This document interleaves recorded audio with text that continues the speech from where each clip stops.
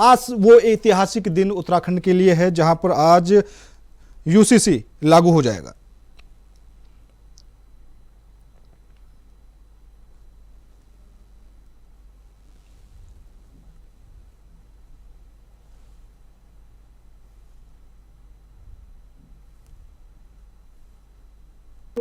उनको समान न्याय देने के लिए, समान अधिकार देने के लिए एक बहुत ही ऐतिहासिक कदम है।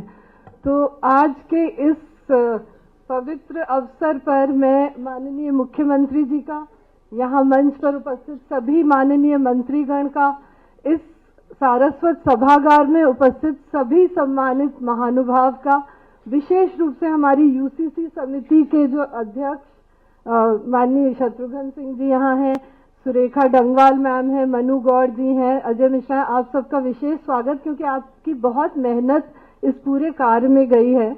और आप सब जानते हैं कि जो डायरेक्टिव प्रिंसिपल्स हैं, हमारे संविधान के जो डायरेक्टिव प्रिंसिपल्स हैं, उसके पार्ट 4 आर्टिकल 44 में संविधान में बहुत स्पष्ट है कि the state shall endeavour to create a UCC throughout the territory of India. तो पूरे देश के लिए संविधान ने कहा है कि एक यूनिफॉर्म सिविल कोड होना चाहिए। ये एक आदर्श है, एक आवश्यकता है हमारे विविधतापूर्ण देश के लिए। और इसमें ये भी है क्योंकि जो विवाह, तलाक, विरासत और संपत्ति के अधिकार हैं, ये सब संविधान की समवर्ती सूची में है। समवर्ती सूची में जो भी विषय होते हैं उनमें राज्यों को भी कानून बनाने का अधिकार है। और इसी के तहत माननीय मुख्यमंत्री जी के निर्देशन में यूसीसी का कानून बना था, जिसको 12 मार्च 2024 को माननीय राष्ट्रपति जी की स्वीकृति मिली थी। ये अधिनियम जो तैयार किया गया था उसमें भी हमारी यूसीसी समिति का बहुत बड़ा योगदान था। यूसीसी समिति ने इसमें बहुत व्यापक विचार विमर्श किया और सभी स्टेक होल्डर्स के कंसल्टेशन के बाद ही इस महत्वपूर्ण कानून को बनाया गया। और ये हितधारकों के से प्राप्त विस्तृत विचार विमर्श का परिणाम है कि आज जो यूसीसी आपके समक्ष है, जो नियमावली आज लागू की जाएगी और आज से यूसीसी शुरू हो जाएगा उत्तराखंड में, इसमें सभी उत्तराखंड के देवतुल्य जनता की महत्वाकांक्षाओं को इसमें प्रतिबिंबित किया गया है। ये जो माननीय मुख्यमंत्री जी का एक मूल मंत्र है, सरलीकरण, जो गुड गवर्नेंस का एक पिलर है हम लोगों का कि सरल हो सारा गवर्नेंस, सरलीकरण इस नियमावली के साथ जुड़ा हुआ है। क्योंकि इसमें जो पोर्टल है और जो ऑनलाइन रजिस्ट्रेशन की सुविधा है, ये उत्तराखंड के नागरिकों के लिए इसको बहुत ही सरल बनाया गया है। और इससे हमारी जनता को तेज और पारदर्शी न्यायिक प्रक्रियाएं मिलेंगी और हमारे राज्य की समृद्ध सांस्कृतिक धार्मिक विरासत को भी ये संजो के रखेगा। समाज पर इसका सकारात्मक प्रभाव निश्चित रूप से पड़ेगा। पंजीकरण की प्रक्रियाओं को आसान बनाने के लिए आईटीडीए ने ऑनलाइन पोर्टल विकसित किया है, जिससे नागरिक बिना किसी अतिरिक्त कागजी कार्रवाई के अपना पंजीकरण करा सकेंगे। इसके लिए व्यापक जागरूकता अभियान भी चलाया जा रहा है। किसी भी तरह के भ्रम या अफवाह से बचना है। किसी की भी धार्मिक जो परंपरा है उसमें कोई दखल अंदाजी नहीं होगी। आपका विवाह जिस प्रक्रिया से होता है उसी प्रक्रिया से होगा।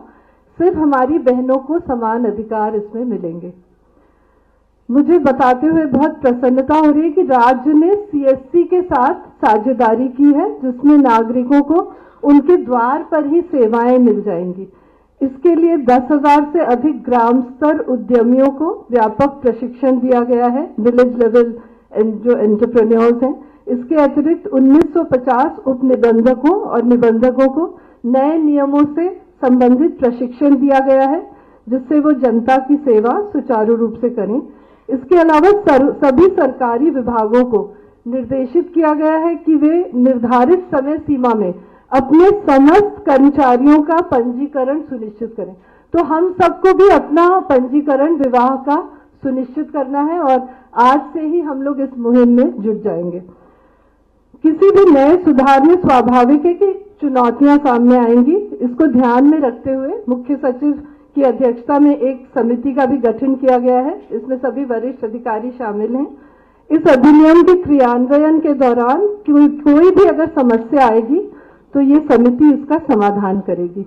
हम लोग ये चाहते हैं कि समान नागरिक संहिता अधिनियम अपने मूल उद्देश्यों से विचलित न हो और उत्तराखंड के लोगों की आवाज सदैव ऊपर रहे। अंत में मैं कहना चाहूंगी कि उत्तराखंड इस पहल से स्वतंत्र भारत का पहला प्रदेश बन गया है जिसने ये कानून लागू किया है और ये अन्य राज्यों के लिए मार्गदर्शक बन गया है ये कानून। इसमें मैं चाहूंगी कि हमारे बहुत संख्या में मीडिया यहाँ उपस्थित है। आप सभी भाई बहन जो इस ऐतिहासिक पल के साक्षी हैं, आपके माध्यम से इसको आप जन जन तक पहुंचाएं ताकि अधिकतम नागरिक यूसीसी से लाभान्वित हो सकें। आइए हम सब मिलकर पारदर्शी, दक्ष और समान न्याय पर आधारित व्यवस्था के शुरुआत के साक्षी बने। और मैं पुनः माननीय मुख्यमंत्री जी को और आपकी पूरी टीम को, आज आपने देखा पूरी कैबिनेट यहाँ पे उपस्थित है, तो ये यूसीसी की जो ताकत है ये सबको यहाँ खींच के ले आई है। सर, आपके सारे अधिकारी यहाँ हैं, सारे मंत्रीगण यहाँ हैं, विधायकगण यहाँ हैं, तो मैं पुनः आप सबको बहुत बहुत बधाई देना चाहती हूँ। और यूसीसी के शुरुआत के लिए हम सब, आप सबका यहाँ पे हार्दिक स्वागत, अभिनंदन करते हैं। जय भारत, जय उत्तराखंड, जय यूसीसी। बहुत बहुत धन्यवाद मैम। और वाकई में कुछ फैसले, कुछ निर्णय, कुछ इनिशिएटिव्स ऐसे होते हैं जो इतिहास के पन्नों में हमेशा के लिए दर्ज हो जाते हैं। उन्हीं में से ये एक पल हमारे बीच में है। और अब श्री शत्रुघ्न सिंह सर को मैं निवेदन कर रहा हूं कि वे आगे आएंगे अपने संबोधन के लिए। अध्यक्ष यूसीसी नियमावली समिति।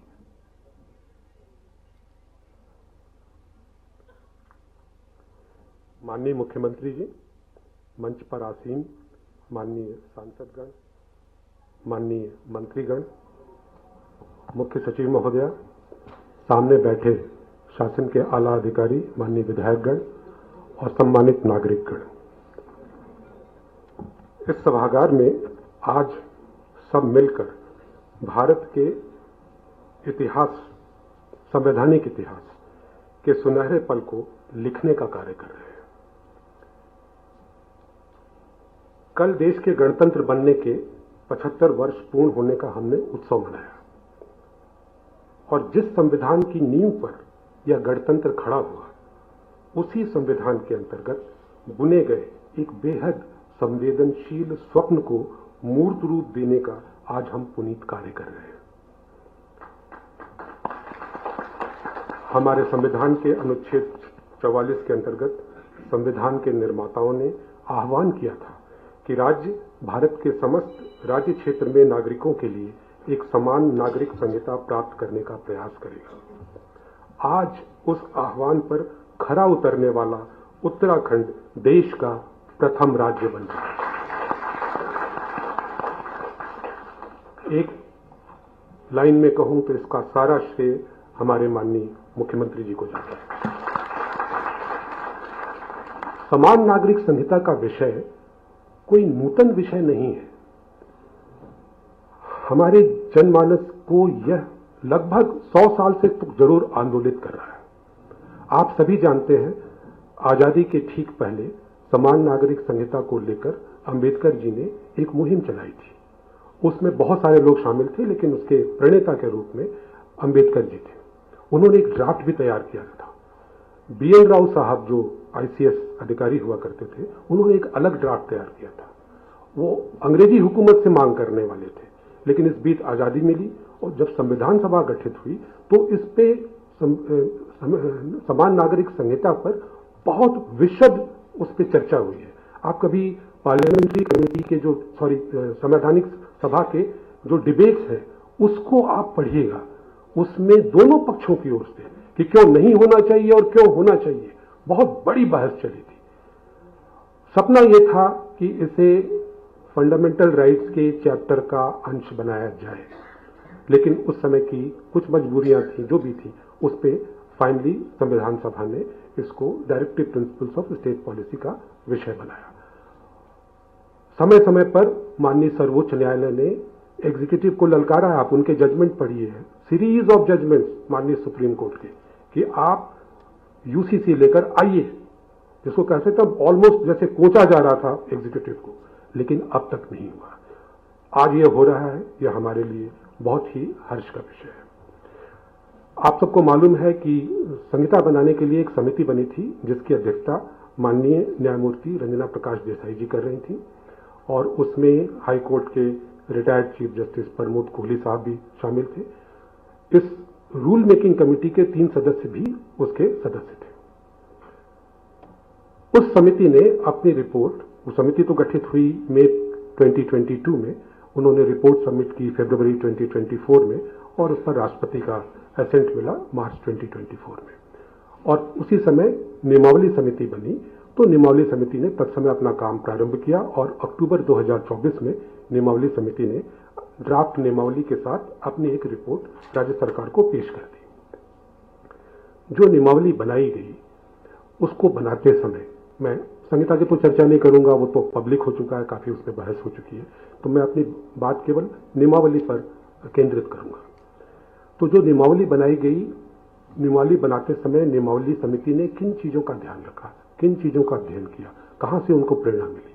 तो सबसे पहले तो संहिता है, कोड है, वो तो बाइबल हो गया नियमावली बनाने के लिए, वहीं से नियमावली का उद्गम होता है। लेकिन इसके साथ साथ जब संहिता बनाई जा रही थी, उस समय भी और नियमावली बनाते समय भी लॉ कमीशन के अनेकों रिपोर्ट्स हैं फैमिली लॉ पे। आप प्लीज कभी जाके उसको भी पढ़िएगा, लॉ कमीशन के वेबसाइट पे है, सबको पब्लिकली अवेलेबल है, पढ़िएगा। उसमें उन्होंने तफसील से कई बिंदुओं की चर्चा की है, वहां से भी हमने प्रेरणा ली। पार्लियामेंट्री कमिटीज की रिपोर्ट है, तरह तरह के विषय जो फैमिली लॉ से संबंधित है, उसमें बहुत विशद चर्चा हुई है समय समय पर, आप उसको पढ़िए। समिति ने उसको पढ़ के वहां से भी अपनी प्रेरणा ली है। और तीसरी चीज, जब वो संहिता बनाई जा रही थी, तो समिति के कम से कम 3 सदस्यों ने, कई जगह पे कुछ बाकी सदस्य भी गए थे, लेकिन 3 सदस्य पूरे राज्य का दौरा कर रहे थे, और जाकर जनसंवाद स्थापित किया गया था। वहां जाकर उनका दुख दर्द समझने की कोशिश की गई थी कि हम जो करने जा रहे हैं उसे कोई पीड़ा होगी, आपका कोई सुझाव है। मोटे तौर पर उन्होंने बहुत सारी चीजें बताई थी, बहुत सारी चीजें अव्यक्त भी होती हैं जो आप बॉडी लैंग्वेज से पकड़ते हैं। एक जो संदेश वहां से मिला था, उसको मैं 3 पंक्तियों में बयां जरूर करना चाहूंगा, जो बार बार वो कह रहे थे, कुछ लोग जो ज्यादा जानते हैं, इंसानी दर्द और पीड़ा को कमतर पहचानते हैं। ये हमारे, जब हम लोग गए थे, उन्होंने मौन भाषा में, व्यक्त भाषा में ये प्रकट किया था। तो उनका कहना था कि इसको आप सरलीकरण कीजिए। न्यायिक प्रक्रिया से भी लोग आहत होते हैं, प्रशासनिक प्रक्रिया से भी लोग आहत होते हैं, उसको ऐसा बनाइए कि लोगों को पता रहे कि क्या होने वाला है, पारदर्शी हो और सरल हो। ये उनका संदेश था। इन सब को ध्यान में रखकर नियमावली समिति ने अपनी नियमावली का ड्राफ्ट तैयार किया। इस पे किस चीज पे फोकस किया गया? नियमावली समिति ने जब नियमावली बनाई तो पहला फोकस था time bound delivery of services with transparency and accountability. ये एक मंत्र रहा हमारा, जिसमें हमने कहा कि सारी सर्विसेज टाइम बाउंड होंगी।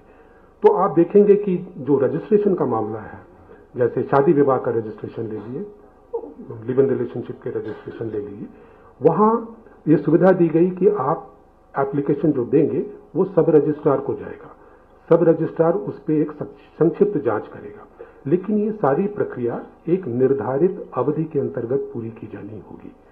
समिति ने तो शायद 15 दिन का समय रखा था, लेकिन मुझे नहीं मालूम है जो अंतिम रूप से जो रूल आ रहा होगा, हो सकता है समय कुछ बदला हो, लेकिन एक निर्धारित अवधि के अंतर्गत उसका डिस्पोजल करना होगा। और यदि वो डिस्पोजल नहीं हो पाता है तो ऑटोमेटिकली स्केलेट हो जाएगा हायर लेवल पे। यदि सब रजिस्ट्रार ने 15 दिन पे नहीं किया, उस आदमी को कहीं जाने की जरूरत नहीं है, वो अपने आप रजिस्ट्रार के डैशबोर्ड में आ जाएगा। रजिस्ट्रार को 15 दिन में करना है। यदि रजिस्ट्रार ने भी 15 दिन में नहीं किया, अपने आप रजिस्ट्रार जनरल को चला जाएगा। रजिस्ट्रार जनरल को 15 दिन में करना है। कहने का मतलब है कि लोगों को कहीं जाने की जरूरत नहीं है। एक बार आप हमारे सिस्टम में आएगा तो सिस्टम आपका ध्यान रखेगी।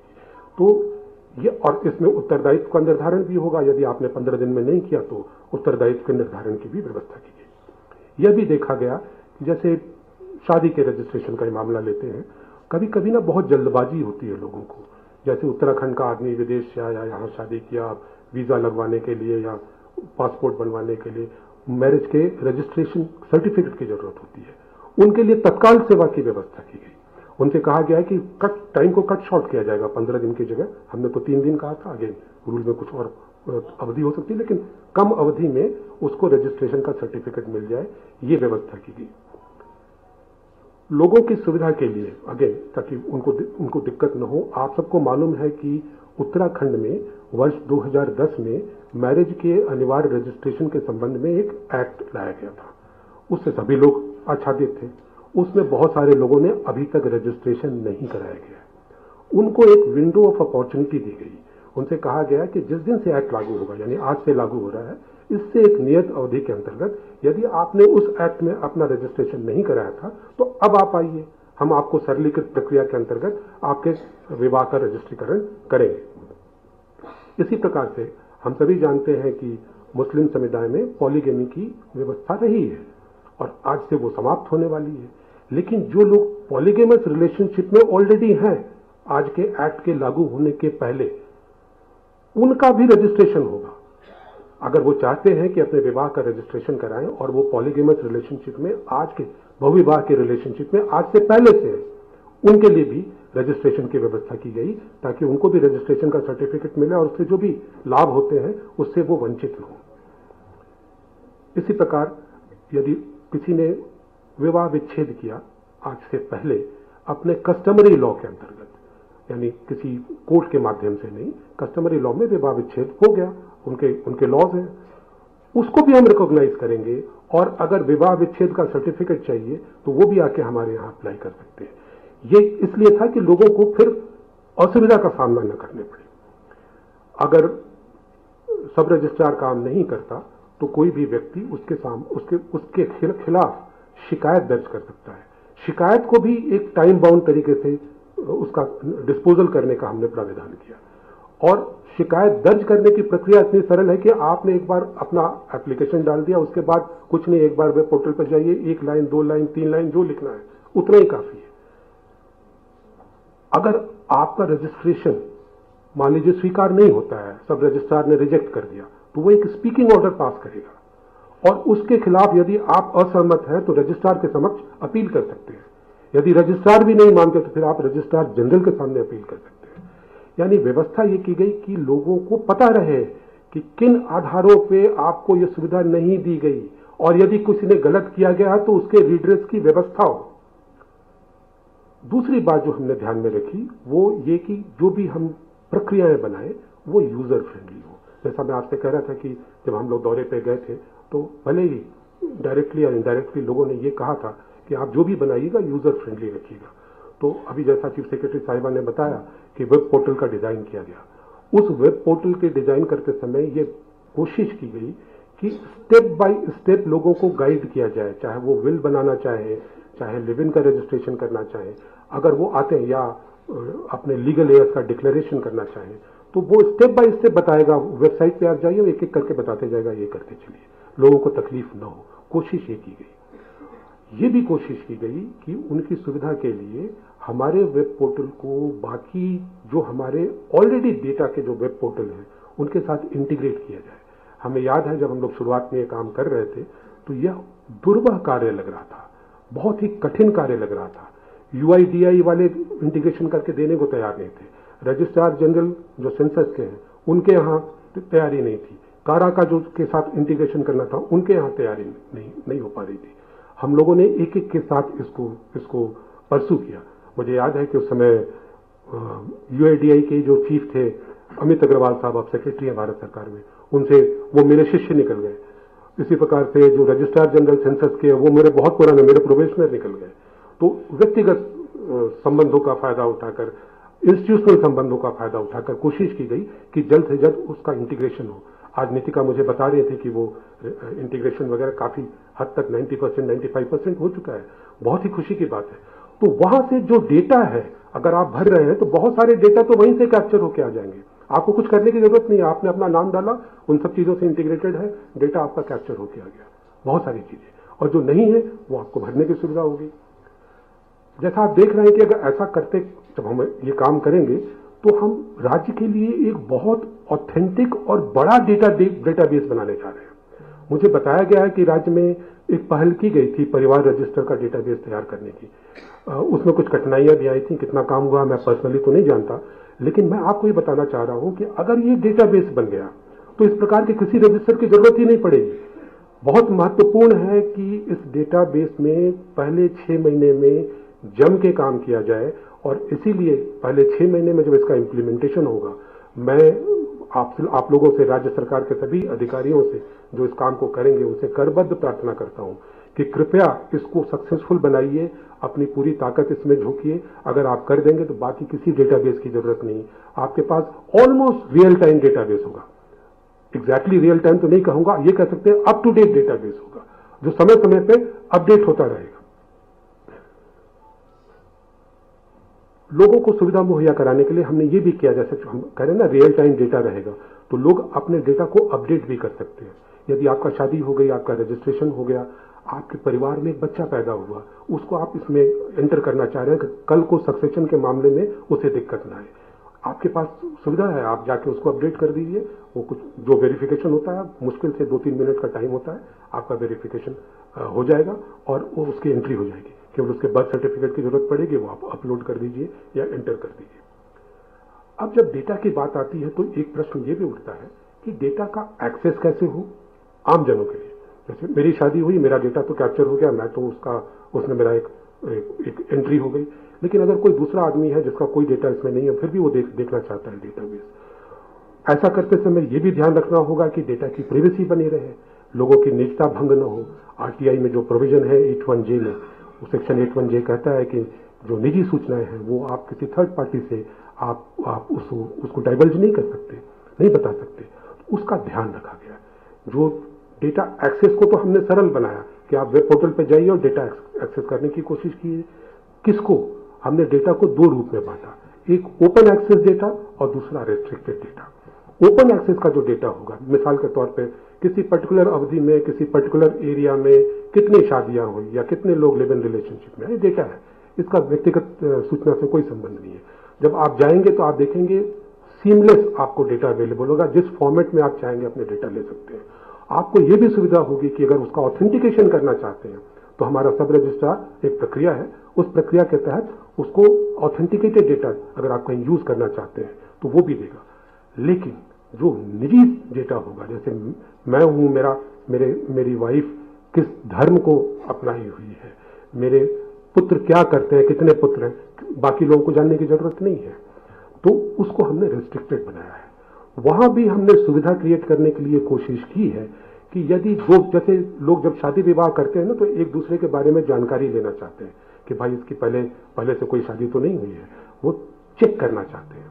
यदि शादी विवाह करने के 2 इच्छुक व्यक्ति ज्वाइंटली आते हैं हमारे सामने और ये कहते हैं कि भाई मुझे इनका डेटा चाहिए और इनको मेरा डेटा चाहिए, यानी दोनों की सहमति हो गई, तो सेक्शन आरटीआई का जो सेक्शन 81J है वो कहता है कि अगर तीसरे उस व्यक्ति को आपत्ति न हो जिसकी सूचना मांगी जा रही है तो आप उनकी व्यक्तिगत सूचना दे सकते हैं। तो यहाँ उसको ध्यान में रखते हुए इन लोगों को सुविधा मुहैया कराई गई है कि यदि वो ज्वाइंटली आएंगे तो उसके डेटा को परख के दे सकते हैं, पुराना कोई लिव इन रिलेशनशिप रहा है या नहीं है, और कोई दूसरी बात तो नहीं है, चेक कर सकते हैं डेटाबेस। हमने ये भी कोशिश की है कि जो नियमावली में जो पर्सनल रिलेशनशिप के मामले न्यायालय में जाते हैं, यदि वहां कोई विवाद होता है और उनके विचारार्थ कुछ मामला आता है, तो नियमावली समिति ने उसमें बहुत गहराई से जाकर बड़े विस्तार में उसकी प्रक्रिया को निर्धारित करने की कोशिश की थी। मेरे इल्म में लाया गया है कि शायद वो जो अंतिम रूप से जो नियमावली बनाई जा रही है उसमें शामिल नहीं है, लेकिन मुझे पता नहीं